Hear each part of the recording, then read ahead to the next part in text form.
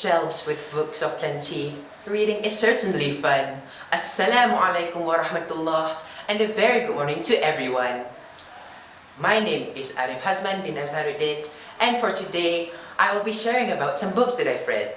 These books were either self-bought or I found them in my school library. First of all, we have The Fault in Our Stars by John Green. I got this book from my brother and I gave it a try. This romantic story impressed me more than I thought it would. Moreover, it had a live action film, and yes, I watched it and it was very satisfying overall.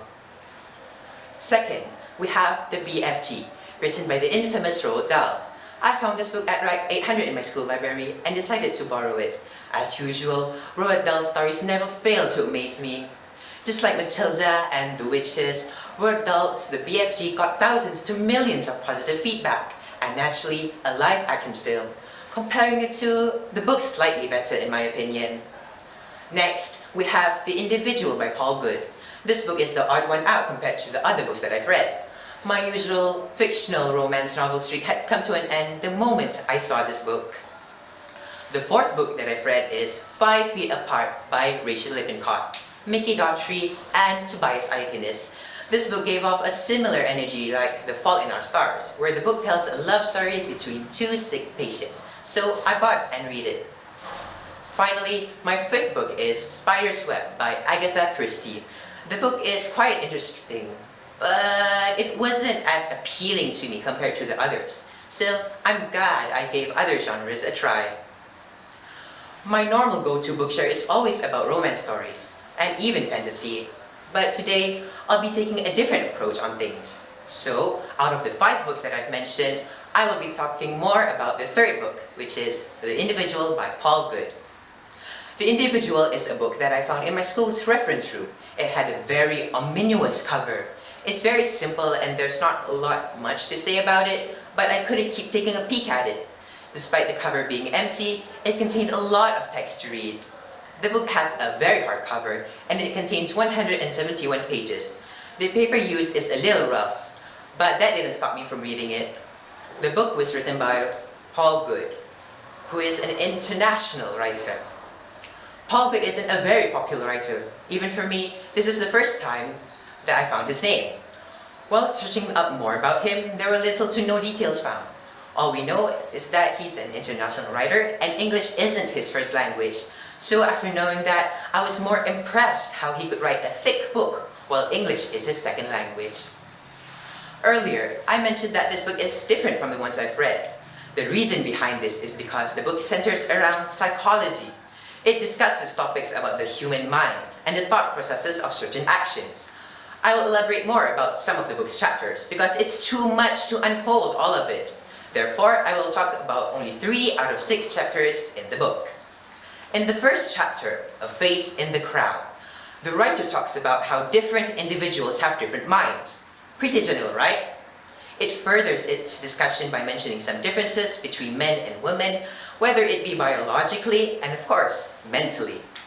It compiles up some studies from different researchers from the past, so we know that this book has proof of what it tells. In the 5th chapter, The Personality Enigma, this book discusses the psychology behind humans' acts and feelings. It mentions how their past experiences may affect their current characteristics and some thoughts people often get about each other. No two different individuals are truly alike, and this book shows how different people can be from one another. And in chapter 6, Change Through Time, the book discusses the nature of change in humans. It is natural for humans to undergo change, and it is natural for people wanting to change their personality, whether it be for the better or vice versa. This chapter really struck me a lot because it tells how life could get better and that one state of mind is not and will never be permanent. This book has a lot of lessons and benefits we could get.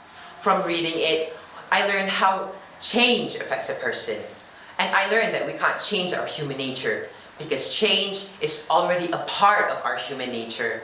Therefore, we don't need to pressure ourselves so much to become something we aren't. We'll slowly but surely get to the point in life where we desire. Next, this book teaches its reader how different people are from each other.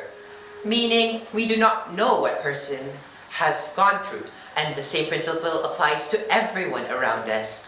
From that, we should not judge each other so quickly and never ever jump to conclusions regarding a person's life.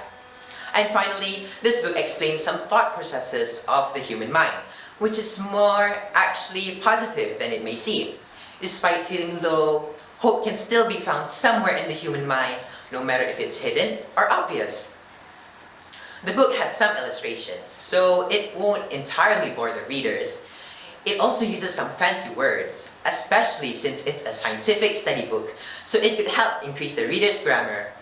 I enjoyed this book so much. I never knew a psychological book could make me feel so satisfied. What started from a negative energy ended in a feeling of fulfillment. I really recommend this book to anyone, regardless of age, as it can help explain things that you think or even feel. Words and feelings collide, many problems faced as such. That is all from me, and thank you very much.